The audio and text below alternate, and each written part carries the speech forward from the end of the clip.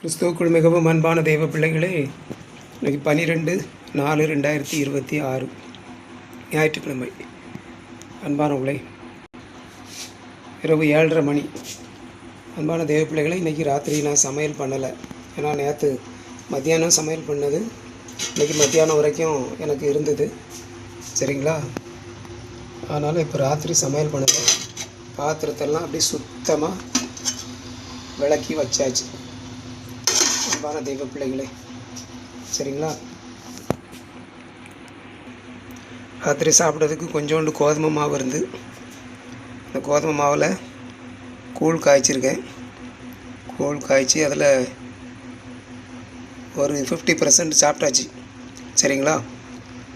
ரொம்ப சூடாக இருந்தால் நான் சாப்பிட மாட்டேன். ஆற வச்சு நம்ம ஒரு பாதி அளவு சாப்பிட்டாச்சு. இன்னும் பாதி இருக்குது. இதான் இன்றைக்கி நைட் சாப்பாடு. அன்பான தெய்வ பிள்ளைகளே, சரிங்களா? அப்புறம் அன்பான தெய்வ பிள்ளைகளே, ராத்திரி ரொம்ப மனவேதனையில் இருக்கேன். சரிங்களா? என் வாழ்க்கையில் இப்படி ஒரு மனவேதனையை நான் அனுபவித்ததே கிடையாது. சரிங்களா? அவ்வளோ மனவேதனை.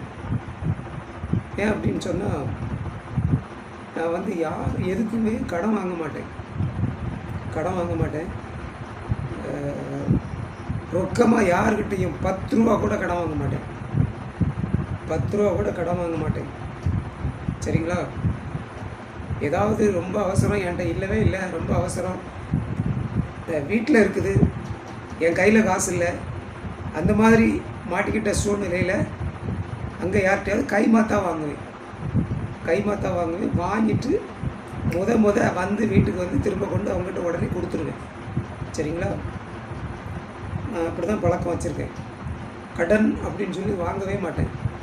கடையில் 5 ரூபா, 10 ரூபா, 15 ரூபா, 20 ரூபா அப்படி கடன் வாங்குவேன். இன்றைக்கி வாங்கினோம்னா அடுத்த நாளைக்கு காலையில் அதை கொடுத்துருவேன். ஆமாம், வைக்க மாட்டேன். சரிங்களா? அப்படிப்பட்ட என்ன ஒரு பொம்பளையால் கடங்காரன் ஆக்கிட்டு என்னால் அதை தாங்கவே முடியல. என்னன்னு சொன்னால், ஏன்னா இதை நான் கண்டிப்பாக பதிவு பண்ணணும். ஏன்னா இந்த சென்னையில் நடந்ததில்ல அந்த டிபிஎம் கன்வென்ஷன், அந்த கன்வென்ஷனுக்கு போகிறதுக்கு எனக்கு ஒரு அம்மா 1000 ரூபா கொடுத்தாங்க அப்படின்னு சொன்னோம்ல, அவங்க எனக்கு காணிக்கையே தரலையாம், கைமாத்தா கொடுத்தாவலாம். கேட்குறாங்க திரும்ப. எனக்கு கண்ணீர் வந்துட்டு அவங்க கேட்ட உடனே. சொல்லி தந்திருக்கணும்ல, நான் வேணா கைமாத்தா 1000 ரூபா தாரேன், நீங்கள் போயிட்டு வாங்க, போயிட்டு வந்து பிறகு தாங்க அப்படின்னு சொல்லணும்ல. எதுவுமே சொல்லலை. அப்படிலாம் எதுவுமே சொல்லலை. நான் தாரேன், போயிட்டு வாங்க, எனக்கு இந்த வருஷம் நான் போக முடியல, அதனால் நான் தாரேன், நீங்கள் போயிட்டு வாங்க அப்படின்னு சொல்லிச்சுது. அப்போ நமக்கு காணிக்கையாக தான் கொடுக்குற போல் அப்படின்னு நினச்சிட்டு நான் வாங்கிட்டு போயிட்டேன். போயிட்டு வந்து எவ்வளோ நாள் ஆகுது, இன்னைக்கு கேட்குது என்கிட்ட. நான் உங்களுக்கு கைமாத்தா தான் வந்திருந்தேன், அதை தாங்க அப்படிங்குது. எனக்கு நான் ரொம்ப மனம் உடஞ்சி போய் தான் பேசுகிறேன். என் வாழ்க்கையில் நான் கடனே யார்கிட்டையும் வாங்கினதில்லை. என்ன கடங்காரன் ஆக்கிட்டேன் அந்த பொம்பளை. ஏன்னா நான் அது எனக்கு காணிக்கையாக கொடுத்தது அப்படின்னு சொல்லி நான் வீடியோ போட்டிருக்கேன். அது காணிக்கையாக தரல, எனக்கு கைமாத்தா தந்திருக்குதா. கைமாத்து அப்படின்னு சொல்லியிருந்தேன்னா நான் வாங்கியிருக்க மாட்டேன், நான் போயிருக்கவே மாட்டேன்.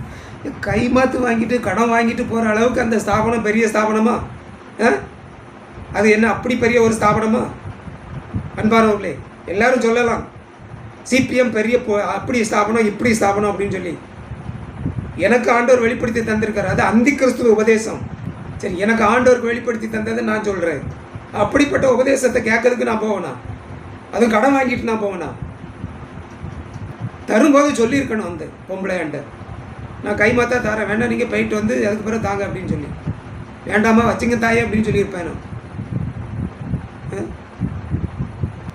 கள்ள உபதேசத்துலேயும் வட்டி கட்டின கள்ள உபதேசம் அப்படின்னா அதுதான்.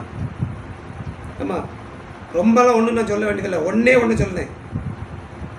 தேவபந்தேகோஸ்தே மிஷன் ஸ்தாபகர், சரிங்களா, ராமன் குட்டி, கேரளாக்காரர், அவர் தான் ஸ்தாபகர். இதெல்லாம் நான் ஆன்லைனில் தான் சர்ச் பண்ணி எல்லாம் பார்த்து தெரிஞ்சுக்கிட்டேன். சரிங்களா?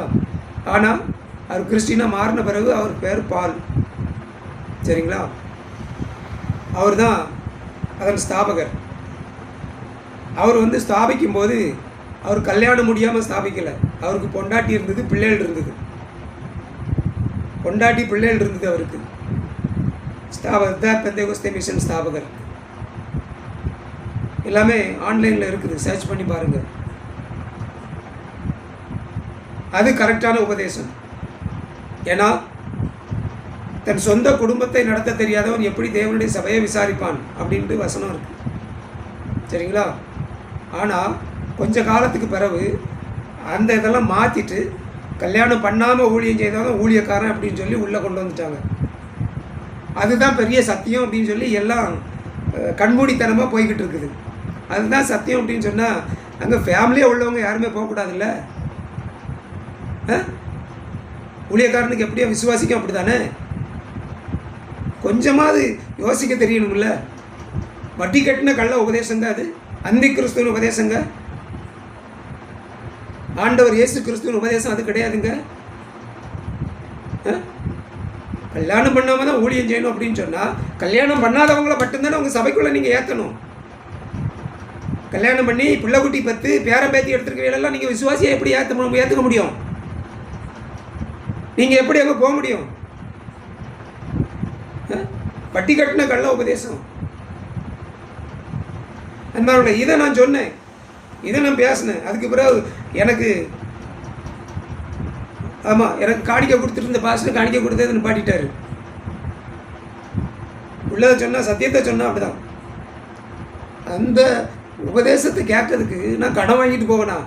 நான் அந்த அளவுக்கு கிறுக்கனா, பைத்தியக்காரனா? நான் கிடையாது. இப்போ நான் கடன்காரனா நிற்கேன். என் வாழ்க்கையில் நான் கடனே வாங்கினவன் கிடையாது. அது ஒரு பக்கத்தில். எனக்கு கடன் என்ன நம்பி ஒருத்தர் கடன் கொடுக்க மாட்டோம், அது வேறு விஷயம். தெரியுமா? என்ன நம்பி யார் கடன் கொடுப்பா? எனக்கு என்ன இருக்குது? கிடையாது, ஒன்றும் கிடையாது. என்கிட்ட வீடு இருக்கா, நிலம் இருக்கா? இது எனக்குள்ளது கிடையாது. இது கிறிஸ்துவின் ராஜ்யத்துக்கு சொந்தமானது, ஆண்டவர் இயேசு கிறிஸ்துவுக்கு சொந்தமானது. எனக்கு ஒன்றுமே கிடையாதுங்க. என்ன நம்பி யார் கடன் கொடுப்பா? அப்படி இருக்கும்போது நான் போய் யார்கிட்ட கடன் வாங்குவேன்?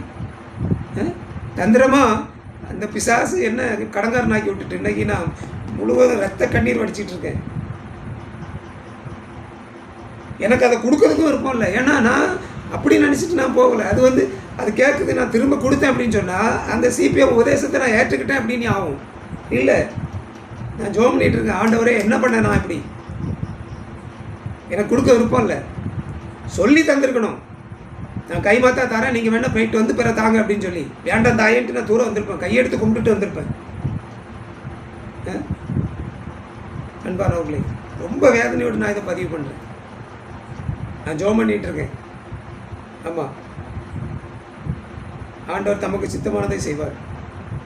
எனக்கு திரும்ப கொடுக்க விருப்பம் கிடையாது. அதை எங்கேருந்து கொடுப்பேன் நான்? இது நான் சொல்ல வேண்டிய செய்தி. அதனால் பெந்தேகோஸ்தே உபதேசத்தை நல்ல உபதேசம் யாருன்னு நினச்சிடாதுங்க. ஆமாம், நீங்கள் அந்த சபையை சார்ந்தவங்களாக இருந்தாலும் எனக்கு அதை பற்றி கவலையே கிடையாது. ஆமாம், நான் உள்ளதை தான் சொல்கிறேன், சத்தியத்தை தான் சொல்கிறேன். அந்தி கிறிஸ்து அந்த சொத்தை பூரா வாரிட்டு போயிடுவோம். ஆமாம், அன்பானவர்களே, கர்த்தர் தாமே உங்களை ஒவ்வொருவரையும் ஆசீர்வதிப்பாராக. Amen, amen, amen. Praise the Lord. Thank you Jesus.